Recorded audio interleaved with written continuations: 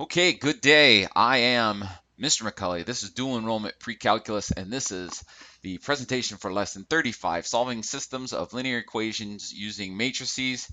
And let's get to it. So first off, matrices per se are not part of the dual enrollment curriculum, but using matrices is an easy way to use our calculator to solve a number of types of questions that are in the curriculum.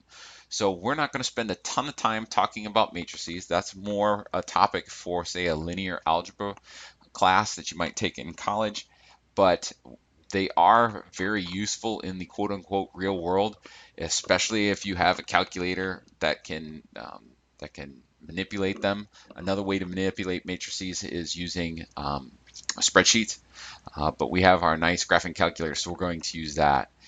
And then we will also talk about an application problem of how to use matrices. So our first question, what is the matrix? The matrix ideally is just a data storage device. It can be manipulated different ways to solve problems involving many numbers at the same time. And so when we have a system of equations that gets into 3 and 4 variables that gets fairly large, a matrix is an easy way for the calculator to manipulate the data that we need to have solved for us.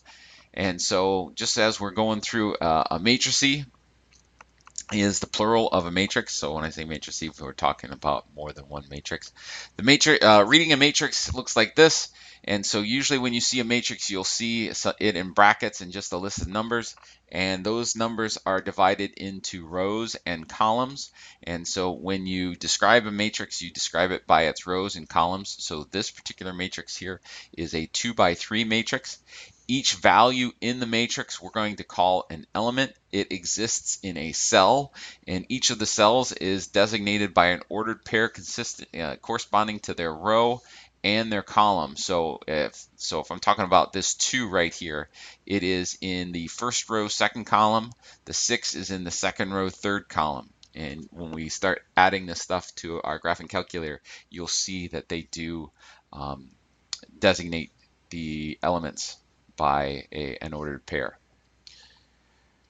In all of mathematics, we have multiple operations that have inverses. And so addition has subtraction, multiplication has division, square has square root, log or exponential has logarithm. And so we have operations to find the inverse of a matrix. And so basically we've done a lesson in the last lesson for solving for systems of equations by getting the x values by themselves. So when I say find the inverse of a matrix, and we use the x inverse button, and so if we're talking about our graphing calculator, you'll see it, it's right here next to the sign button. But it basically does all of the inverses and gets all of the variables by itself. That's not exactly it's not exactly what happens, but that's the way that you can think of it. And so the notation for finding the inverse of matrix A, and matrix A we're going to put in brackets, is going to be brackets with the A inside inverse. Now your graphing calculator does that very easily.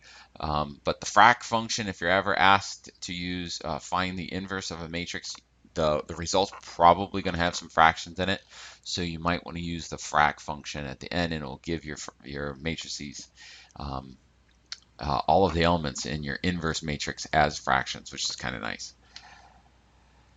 To use matrices to solve systems of linear equations, this is just a kind of a step-by-step guide that I'm going to use to do the solutions. And so basically what we're going to do is we're going to put all the equations in standard form, this ax plus by equal to c, and we're going to set up a square, what I'm going to call the variables matrix. And so that is going to have all of the coefficients of the variables that we have on the left-hand side, and then we're going to set up a constants matrix, which will have all of the constants that we have. And so what we're going to do is we're going to find a product of the inverse of the variables matrix and the constant matrix. So it's basically a fairly easy step. Once we get the data in, it's just going to be a multiplication of the inverse of the variables matrix and the constant matrix. And as long as the product is defined, the result is the value of whatever the variables are. And it's actually fairly straightforward. So let's talk about an example. Now, we've solved systems of linear equations using matrices quite a bit, or we've solved systems of linear equations quite a bit in the last lesson. This will be the first time we use matrices to do it. Again, we have it in this general form right here where we have ax plus by equal to c and ax plus by equal to c. So we have two variables, we can find one solution. So if you go back to this instructions, we have all the equations in standard form. We're going to set up a square variables matrix. So when I say the square variables matrix, I have my variables by itself, and we're just going to write the coefficients of the matrices in each of the cells. So it's going to be 3, 2, 4, -3. Now this is a square matrix because it is a 2 by 2 matrix. All right, and then we're going to set up a constants matrix that's just going to be the value of the two constants, so 10 and 19. And so I'm going to call this my A matrix.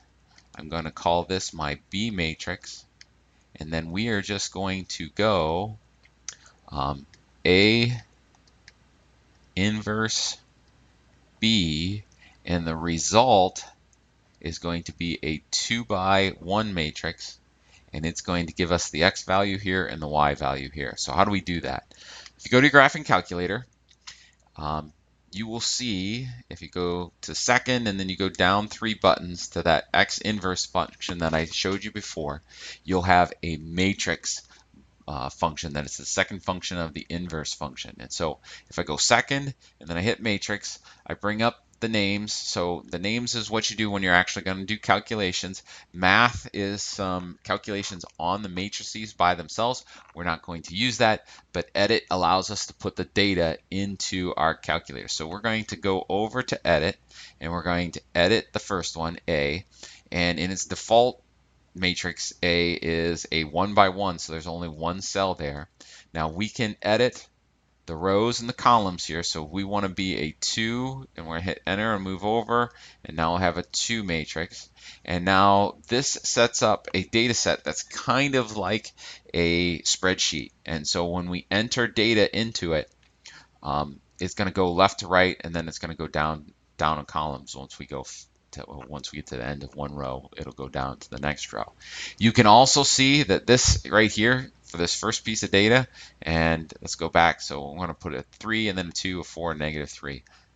3 and hit enter, and then 2 and hit enter, a 4, hit enter, and then we want -3 there.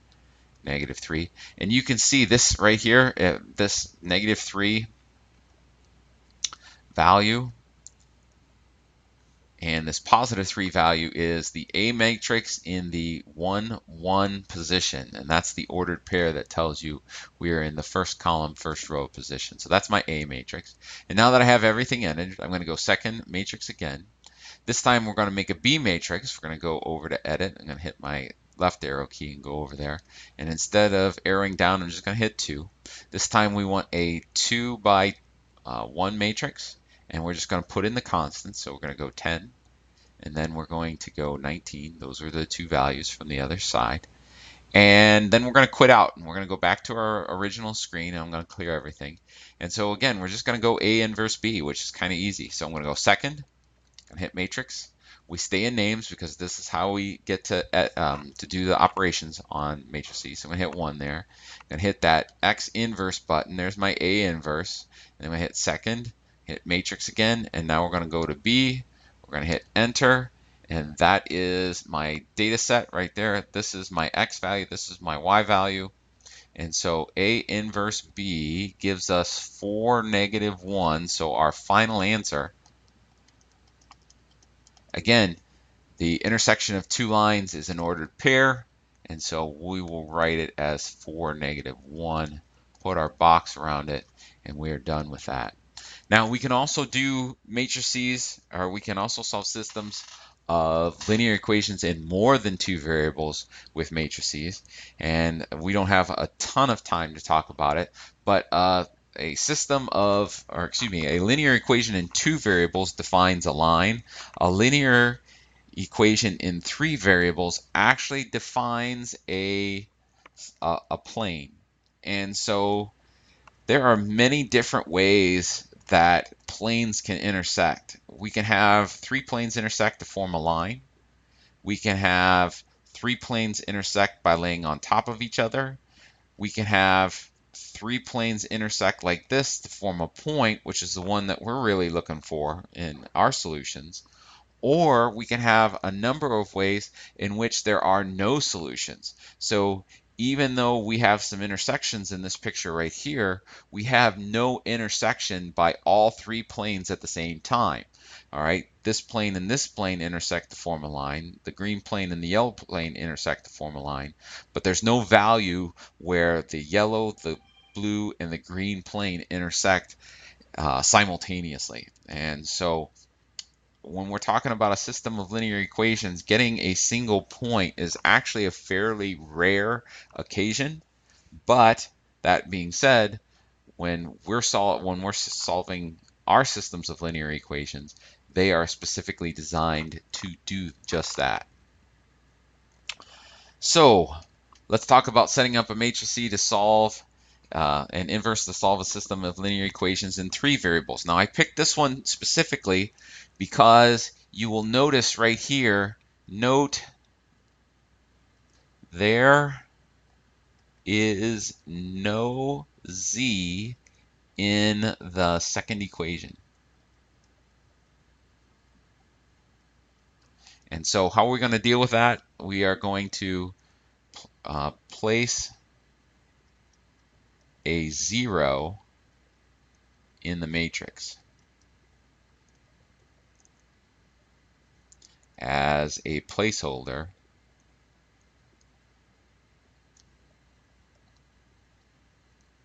for the missing z.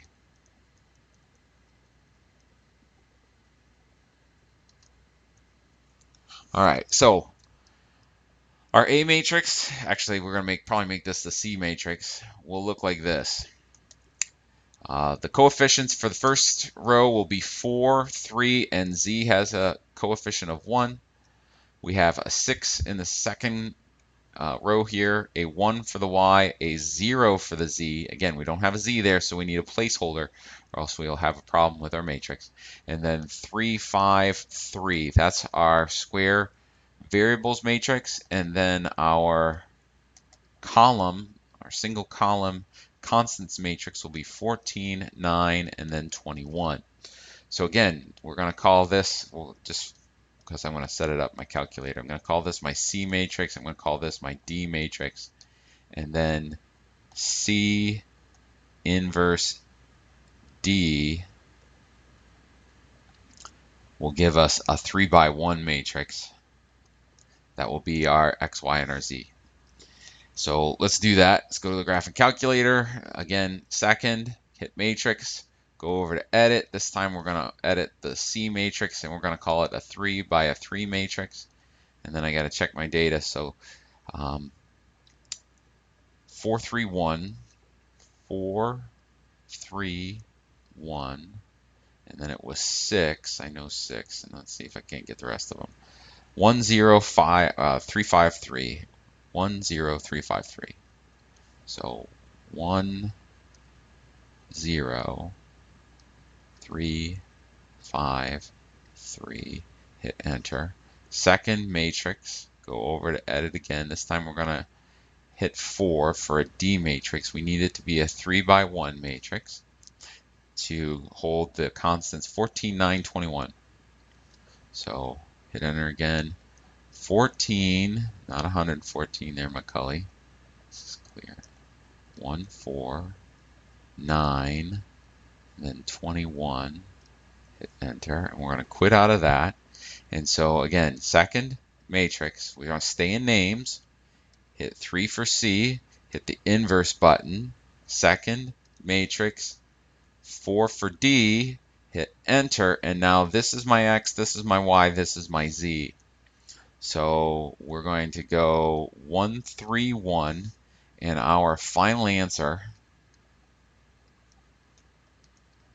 is going to be an ordered triple.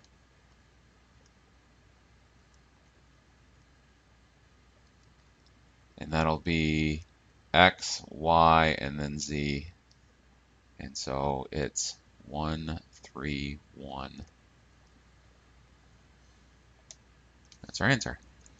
All right, so I'm not going to do this last one here, but I'm going to set it up. It is very similar to setting up a system of linear equations application for two variables, but we'll read through this. Mr. McCulley loves buffalo wings food, so on one trip he buys 3 orders of wings, 2 orders of wings, 3 orders of buffalo chips, and 2 orders of fried cheese curds at a cost of $25.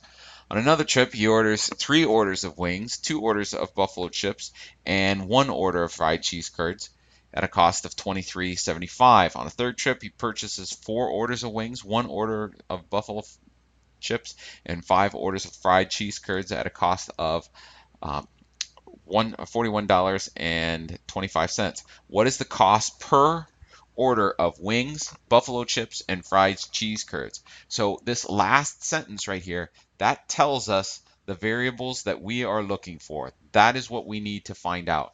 So I want to say W is my cost for an order of wings. I'm going to say C is my cost for an order of buffalo chips. And F is the cost for an order of fried cheese curds. Yummy. So if that's true, I have 3 separate trips. So those 3 separate trips are going to be, well, you know what? Let's set up the equations before we set up. They are going to be, so trip 1, trip 2, and trip 3. All right, keep everything in our rows together. So to get this total amount of $25, I take the number of orders by the cost. So 2 times W plus 3 times C plus 2 times F, and that is going to give me a total price of $25. Trip 2, there are 3 orders of wings, there are 2 orders of buffalo chips, and there is 1 order of fried cheese curds, and that ended up being $23.75. And the last order were, let's see here, there's 4 orders of wings, 1 order of buffalo chips, and then 5 orders of fried cheese curds. And let's see here, that was $41.25. And so there's my systems of linear equations in 3 variables. The square 3 by 3 variables matrix will be 2, 3, 4. Oops, excuse me, didn't mean that. 2, 3, 2. It'll be 3, 2, 1, 4, 1, 5, and it will be 25, 23.75, and 41.25. That seems awful lot. The cheese curds must be expensive. Anyway, you can call this A or B, I don't care. And then just go your A inverse B, and then again, A, if you call this your A matrix, you call this your B matrix. You go A inverse B, your result will be W, C, and F as a 3 by 1 matrix. And I'll let you do that, or if you have questions, I can do it in class. Well, that's all I have for today, folks. So today's Star Wars fun fact of the day: Mace Windu is the only Jedi to wield a purple lightsaber in the movies, although others have in the Legends universe. Love that purple lightsaber. That's all I got for today, folks. Goodbye.